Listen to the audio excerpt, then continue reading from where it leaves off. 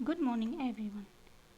आज हम पढ़ेंगे कक्षा 9वीं के अध्याय 1 मैटर सराउंडिंग अस यानी कि हमारे आसपास के पदार्थ में टॉपिक है पदार्थ की अवस्थाएं।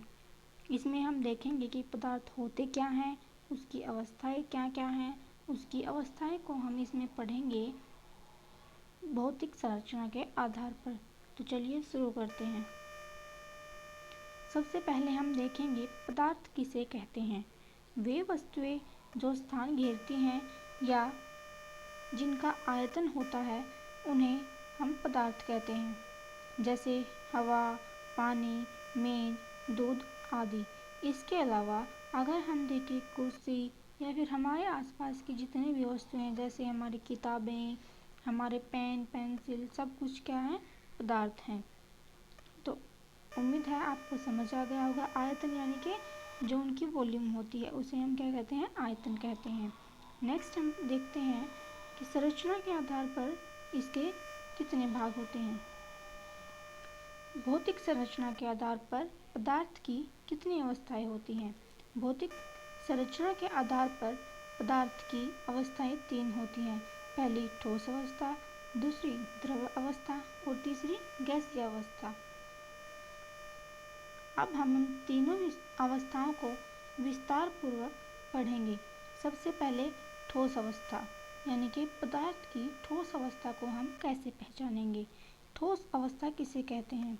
जो ठोस पदार्थ है उसमें आकार और आयतन कैसे होते हैं, दोनों निश्चित होते हैं, क्योंकि इसमें अणुओं के बीच का आकर्षण बल यानी कि जो उन अणुओं को बांध कर रखता है तथा आणविक बल उनके प्रतिकर बलों से ज़्यादा मजबूत होता है।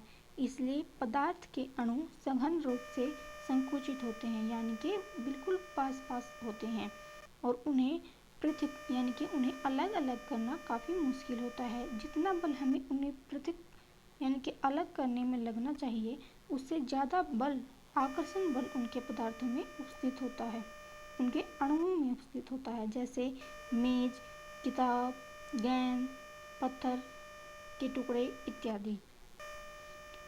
आगे हम पढ़ते हैं द्रव अवस्था यानी कि पदार्थ की द्रव अवस्था को हम कैसे पहचानेंगे। द्रव अवस्था में आयतन निश्चित होता है तथा आकार अनिश्चित होता है, क्योंकि इसमें अणुओं के बीच का आकर्षण, आणविक बल यानी कि इंटरमोलिकुलर फोर्स और उनके तटस्थ पृथक्करण बल में केवल थोड़ा ही अंतर होता है। इसलिए द्रव के अणु कम घनी संकुचित होते हैं और पदार्थ के अंदर स्वतंत्र रूप से घूमते हैं। यानी कि द्रव क्या होते हैं, द्रव में आयतन तो निश्चित होता है लेकिन आकार कैसा होता है, उनका अनिश्चित होता है, क्योंकि आयतन को निश्चित रखकर हम उनके आकार में परिवर्तित कर सकते हैं। जैसे पानी, दूध, तेल। अब पानी है, जैसे उसका आयतन फिक्स रख के हम उसी पानी को गिलास में डालेंगे तो उसका आकार गिलास के जैसा हो जाएगा। अगर हम उसे कटोरी में डालेंगे तो वो कटोरी का आकार ग्रहण कर लेता है। यानी कि उनका आयतन तो निश्चित रहेगा लेकिन उनके आकार में परिवर्तन होता रहेगा। आगे हम पढ़ते हैं पदार्थ की गैस अवस्था यानी कि गैस को हम कैसे, गुणों को कैसे पहचानेंगे। गैस में पदार्थ का आकार और आयतन अनिश्चित होता है, क्योंकि उनके बीच का आकर्षण बल तथा आणविक बल उनके तटस्थानी आकर्षण के बल से कमजोर होता है। यानी कि जो गैस में पदार्थ होते हैं उनका आकार और आयतन दोनों ही अनिश्चित होता है। उनके जो कण हैं उनका आकर्षण बल बहुत ही कम होता है और उन्हें आसानी से पृथक किया जा सकता है। यानी कि उसके जो कण हैं वो बहुत दूर दूर होते हैं और स्वतंत्र रूप से इधर उधर घूमते रहते हैं।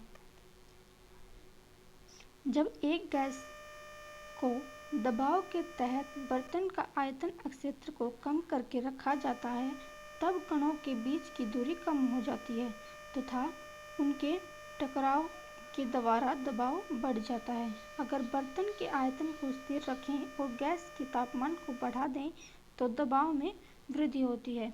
यानी कि ये क्या कहना चाह रहा है कि अगर हमें गैस को कोई बर्तन में रखना है, उसको बंद करके रखना है, तो हमें क्या करना पड़ेगा, दबाव बढ़ाना पड़ेगा। उसके पार्टिकल्स पे, उसके कणों पे दबाव बढ़ा के हम उसको किसी भी स्वरूप में डाल सकते हैं, उसका आकार निश्चित कर सकते हैं। जैसे हमारे जो घरों में सिलेंडर होते हैं उसके अंदर गैस जो भरी हुई होती है, उसका कारण यही होता है कि उसको प्रेशराइज करके, उसके बल डाल के उसको उसका स्वरूप दिया जाता है। लेकिन उस आकार देने के बाद भी जो उसके पार्टिकल्स हैं वो स्वतंत्र रहना चाहते हैं और वो क्या करते हैं कि उसकी दीवारों पर, यानी कि सिलेंडर की दीवारों पर बल लगाते हैं और इसी बल के कारण उनकी जो काइनेटिक एनर्जी है, यानी कि जो ऊर्जा है वो बढ़ जाती है, गतिज ऊर्जा उनकी बढ़ जाती है और तापमान को भी वो बढ़ा देते हैं। और इसी कारण से उसके दबाव में वृद्धि होती है और जैसे ही हम सिलेंडर को ऑन ऑफ करते हैं तो गैस क्या है, एकदम से निकल जाती है बाहर। तो हमें इसे गैसीय अवस्था के ये क्या है, कुछ गुण हैं। गैसीय अवस्था के उदाहरण जैसे हवा है, हाइड्रोजन है, नाइट्रोजन है, ऑक्सीजन है इत्यादि। अब हम इनके उदाहरण पढ़ेंगे और समझेंगे कि इनके आकार, आयतन, आणविक बल क्या होते हैं। जैसे कि हमने पढ़ा कि जो ठोस पदार्थ है उसके जो अण हैं वो बहुत ही नज़दीक होते हैं और उनके अणुओं के बीच का जो आकर्षण बल है वो बहुत ज़्यादा होता है और इनके मध्य स्थान बहुत ही कम होता है। ये स्वतंत्र रूप से नहीं रहते लेकिन ये वाइब्रेट कर सकते हैं, यानी कि ये अपनी पोजीशन पर रहते हुए कंपन क्रिया कर सकते हैं। अब जैसे कि हम देख पा रहे हैं इनके बीच में बहुत बहुत बहुत थोड़ा थोड़ा सा ही स्थान है। दूसरा अगर हम देखें द्रव में क्या होता है कि जो इनके पार्टिकल्स हैं, यानी कि जो इनके कण हैं, उनके बीच में आकर्षण बल होता तो है लेकिन ठोस की अवस्था में अगर हम देखें तो ज़्यादा उनके बीच में स्थान होता है और आकर्षण बल क्या होता है, कम होता है और वो क्या कर रहे हैं, इधर उधर गति कर रहे हैं। अब हम देखें गैसीय अवस्था में हमने क्या पढ़ा कि उसके जो पार्टिकल्स हैं, यानी कि जो उनके कण हैं वो बहुत ही दूर दूर होते हैं और इनके बीच का जो आकर्षण बल है वो बहुत ही कम होता है और ये स्वतंत्र रूप से किसी भी दिशा में जा सकते हैं। इस चित्र में यही दिखाया गया है कि योजनाबद्ध आवर्धिक चित्रण है जो तीनों अवस्थाओं में कणों की गति को देखा जा रहा है। और हमने यहाँ क्या सीखा, इनकी तुलना, यानी कि यहाँ पार्टिकल्स यानी कि इनके कण कैसे अवस्थित होते हैं और द्रव अवस्था में कैसे उनके कण होते हैं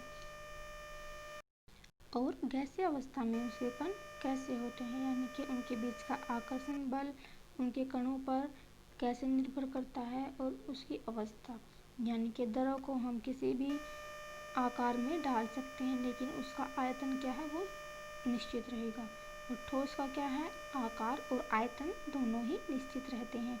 लेकिन गैस में ना ही आकार निश्चित होता है और न ही आयतन निश्चित होता है। लेकिन अगर हम दबाव को बढ़ाएंगे तो उसे एक मनचाहे आकार में हम रख सकते हैं गैस को। आज हमने तीनों अवस्थाओं के बारे में पढ़ा और उम्मीद है आपको समझ आया होगा।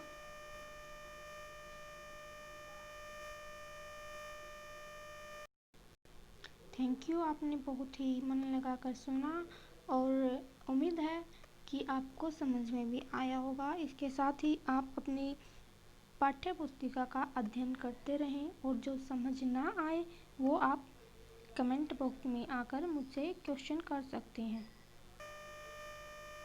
Thank you. पढ़ाई जारी रखें, स्वस्थ रहें, सुरक्षित रहें।